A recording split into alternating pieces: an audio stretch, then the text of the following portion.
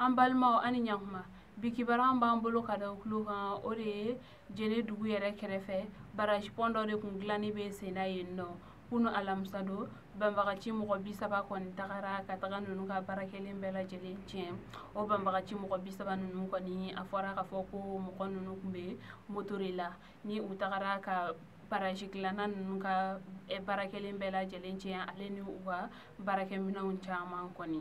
barrage in kɔni ale dilanni kun yɛrɛ ye mun ye kosɛbɛ walasa ka se ka jeneba ale kɔrɔyan fana a tilebiyan fa ka se ka sira lakanalen kɛ olu ni ɲɔgɔn cɛ sabula wagati minnu na ni ji bɛ yɛlɛ i n'a fɔ samiya wagati ninnu dugulamɔgɔw ka sirako a ma nɔgɔn kosɛbɛ ten kibara wɛrɛ min bɛ yen nɔ ka da kulo kan o de ye cour pénal international ale ye hakililajigin kɛ ka a latigɛ k'a fɔ ko malien jihadiste bɛ yen nɔ n'an ko a ma ko Mohamed Alfaki ni cour pénal y'a ɲangata ni san 9 kaso ye ko a ɲangatali dɔ yɛrɛ fɛnɛ ye mun ye ni ka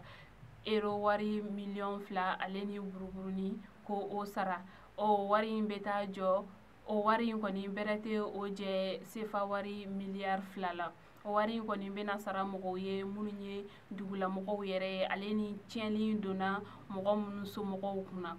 kibaruya minnu kun b'an bolo ka da kulo kan o de ye nin ye n balimaw ani ce aw ka kulomajɔ la